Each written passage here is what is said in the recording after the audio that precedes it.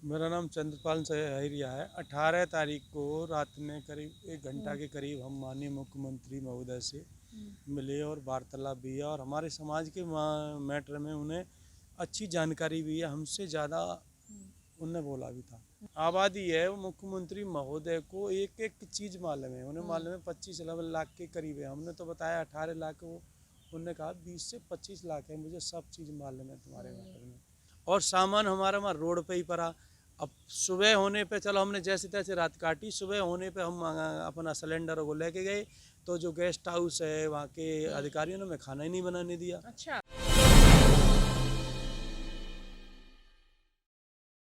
स्वागत है आपका मूव मीडिया में। और जिस तरीके से आप लगातार देख रहे हैं हमारे चैनल में कि अहरिया समाज किस तरीके से अपने हक की लड़ाई लड़ रहा है, तो अभी कुछ दिन पहले ही योगी जी अहरिया समाज से मिले, यहाँ पे अध्यक्ष जी हैं उनसे मिले और इनको सांत्वना दी कि जो इनकी बात है कि बताएं इनको सूचीबद्ध किया जाए वो मानी जाएगी और जो सूचीबद्ध करने का ऑर्डर है इनको वो बोला जाए कि वो उसको जो केंद्र सरकार है उसको पारित कर दे। लेकिन इन लोगों को, क्योंकि ये लोग धरना प्रदर्शन कर रहे थे इको गार्डन में, तकरीबन 2.5 महीने से धरना प्रदर्शन इनका हो रहा था।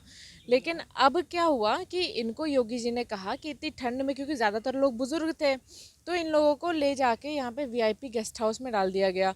अब ये लोग तकरीबन कुछ नहीं तो 20 से 25 लोग थे, जो कि 48 लोग थे। 48 लोगों को धरना स्थल से हटा के वीआईपी उसमें डाल दिया गया।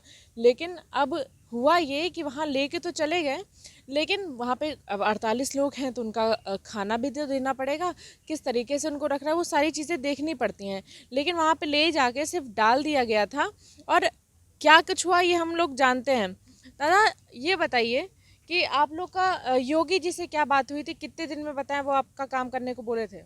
मेरा नाम चंद्रपाल सहेरिया है। 18 तारीख को रात में करीब 1 घंटा के करीब हम माननीय मुख्यमंत्री महोदय से मिले और वार्तालाप भी है और हमारे समाज के मैटर में उन्हें अच्छी जानकारी भी है, हमसे ज़्यादा उनने बोला भी था।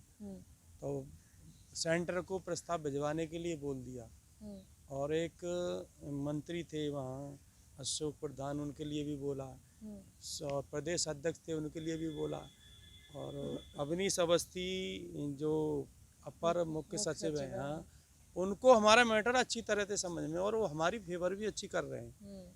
लेकिन जो समाज कल्याण विभाग है वो हमारे ऊपर कोई गौर नहीं दे रहा। अच्छा। हाँ। तो जब मुख्यमंत्री आपकी तरफ हैं, अपर मुख्य सचिव आपकी तरफ है, तो समाज कल्याण क्यों ऐसे पीछे हट और रहा है? समाज कल्याण तो मुझे लग रहा है अब कुछ लोभ वाला मैटर सा लग रहा है और हम गरीब आदमी हैं, हमें तो हम कहाँ से दे सकते हैं। वो मतलब लग टाल रहा रहे है हैं, कि वो वो टाल रहे हैं, हाँ, वो कुछ चाह टाल रहे रहे हैं। हैं आपकी बात और एक तरीके से घूस समझ लीजिए। तो भ्रष्टाचारी बनने के लिए पूरी तरीके से तैयार हैं कि इन लोगों की तरफ से कुछ आ जाए, क्योंकि इन लोगों की संख्या बहुत ज़्यादा है उत्तर प्रदेश में।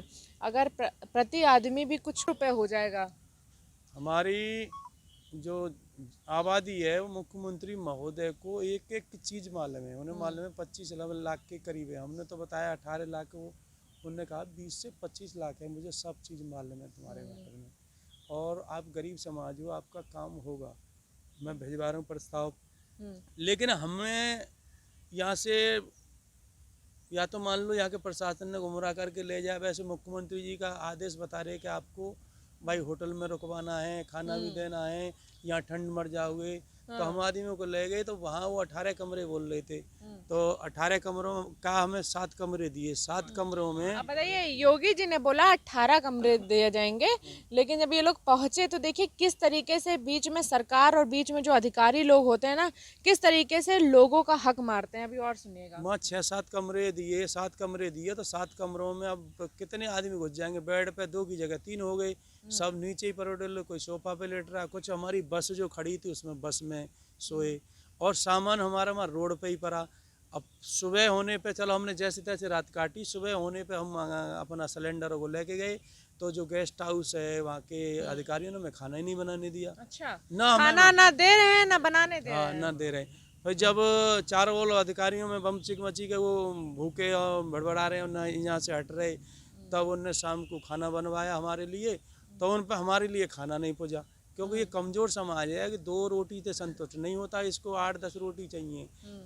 मजदूर आदमी क्या रोटी तो खा रहा है, तो इसलिए वहाँ उनके बस की नहीं है कि हमें रोटी भी खिला दे। तो वहाँ हमने हाथ जोड़ के कहा सर हमें तो आप इको गार्डन ही भिजवा दो, और जाएंगे हम जब हमें सूचीबद्ध हो जाएंगे। हमें तो ये अधिकारी हमारे लिए कुछ गलत भेज दें, अब अधिकारी अभी नहीं सुन रहे। हमने उनसे ये कहा सर समाज कल्याण विभाग में कि हमें ये बता दो भेज का रहे हो, ये क्या दिखा दो हमें। तो अरे भेज देंगे ये बोल रहे हैं। तो हमें तो ये लग रहा है वो गलत भेज देंगे और दिल्ली जाएगा, कैंसिल हो जाएगा। तो हम माननीय मुख्यमंत्री महोदय से यही आग्रह कर रहे हैं, यही प्रार्थना कर रहे हैं कि हमारा प्रस्ताव से अब हमें कोई इतना जानकारी नहीं क्या है, हमें तो सूचीबद्ध कर दिया जाए, तब हम यहाँ से हटेंगे, या हमें मार के भगा दो। मतलब एक तरीके से ये है कि योगी जी ने तो इनका साथ देने की बात कही, कहा कि इतनी ज़्यादा ठंडक है, आप देखेंगे ज़्यादातर आप दिखाएंगे ज़्यादातर यहाँ पे बुज़ुर्ग लोग ही आपको दिखेंगे। तो ये सब लोग अपने यहाँ पे हक की लड़ाई लड़ रहे हैं, अपने बच्चों के उज्जवल भविष्य के लिए लड़ रहे हैं, जो कि अभी तक इनको किसी भी तरीके की, क्योंकि सरकारी योजनाओं का लाभ नहीं मिल रहा था, कुछ भी नहीं मिल सकता था, क्योंकि इनका जाति प्रमाण पत्र नहीं था, ये लोग सूचित नहीं थे, जिसके लिए लोग लड़ाई लड़ रहे हैं। और बहुत ही जायज़ इनकी लड़ाई है, क्योंकि कोई ऐसा नहीं है कोई चीज़ इनकी जिससे सरकार का किसी तरीके का लॉस हो, बस अपने देश में अपनी भी एक पहचान चाहते हैं ये लाखों लोग, और जिसके लिए ये लोग लड़ाई लड़ रहे हैं। पिछले कई सालों से अब तक अंधेरे में रहे हैं, लेकिन अब ये 2.5 महीने से यहाँ पे लखनऊ में बैठ के धरना प्रदर्शन कर रहे थे। और लेकिन अभी योगी जी ने इनकी बात सुनी भी और समझी भी कि आखिर इनकी मांगे क्या हैं। हालांकि उनको सब कुछ पता था, लेकिन फिर भी इन लोगों से मिले वो और इनकी जो समस्या है उसको सुना और समाधान भी बताया। लेकिन ये समाधान वहाँ पे जाके रुकता है जहाँ पे अधिकारियों तक बात आती है। इन लोगों को बोला गया कि 18 कमरे दिए जाएंगे 48 लोगों के लिए, क्योंकि आपको दिखाएंगे पीछे पूरा ऊपर आसमान खुला हुआ है और ये एरिया है और ठंडक का टाइम है, बुज़ुर्ग लोग हैं और बहुत ज़्यादा इस समय सर्दी पड़ रही है यहाँ पे। और इन लोगों के लिए योगी जी ने एक नरम दिली दिखाई और बोला कि 18 कमरे दे दिए जाएंगे, जिससे कम से कम इन लोगों की तबीयत नहीं ख़राब होगी। तो इन लोगों को अधिकारियों ने 7 कमरे दे दिए VIP गेस्ट हाउस में। अब 7 कमरे तो दे दिए, लेकिन लेटने बैठने की व्यवस्था नहीं करी। उसके बाद में बोला योगी जी ने कि इनको खाना पूरा मुहैया कराया जाएगा, इनको किसी तरीके से परेशान होने की ज़रूरत नहीं है। तो अब खाने की बात आती तो इन लोगों को एक टाइम खाना मिल रहा था, वो भी सही तरीके से नहीं मिल रहा था। तो ये सारी चीज़ें होती हैं जो सरकार अगर कहे या मुख्यमंत्री अगर कोई आदेश दे रहा है तो उसको बीच में ही चीज़ों को आधा आधा करके गमन कर लेते हैं। अब बात आते हैं इनके प्रस्ताव की। तो योगी जी ने तो बोल दिया कि इसका जो इनका प्रस्ताव है उसको केंद्र तक पहुंचाया जाए, लेकिन कहीं ना कहीं जो बीच में जो अधिकारी लोग हैं इन सबका कहना है कि वो इस तरीके से अपनी चीज़ों को बातों को घुमा रहे हैं, जिससे कि ये साफ साफ देखने को मिल रहा है कि वो कुछ चाहते हैं। कुछ चाहने का मतलब है वो किसी तरीके का लेन देन करना चाहते हैं कि इन जो समाज के लोग, आर्या समाज के लोग हैं, ये अगर कुछ देंगे तब जाके इनकी जो फाइल है वो आगे बढ़ेगी। अब इन लोगों का कहना है कि मेरा जो प्रस्ताव है वो पूरी तरीके से माना जाए और जब तक इनको सूचीबद्ध नहीं किया जाएगा ये लोग अब इको गार्डन में ही रहेंगे, किसी भी VIP गेस्ट हाउस में या कहीं पे नहीं जाएंगे, क्योंकि वहाँ पे खाना भी खाने को नहीं मिलता है। अब सरकार इनकी बात अगर नहीं सुनती है और किसी तरीके का घूस इनसे लिया जाते, इसी कड़कती ठंडक में ये लोग यहाँ पे बैठे रहेंगे। अब देखना ये है कि योगी जी ने तो बोल दिया है कि हम इनका काम कराएंगे, लेकिन योगी जी इस चीज़ पे कितना ध्यान देते हैं कि उनके अधिकारी इन लोगों की जो फाइल है वो केंद्र तक कब पहुँचाते हैं और किस तरीके से पहुँचाते हैं, जिससे कि इनकी जो बात, इनकी जो मांग है वो मानी जा सके। कैमरामैन शिवम के साथ शोभिनी Verma, Lucknow. Subscribe now and press the bell icon. Never miss an update.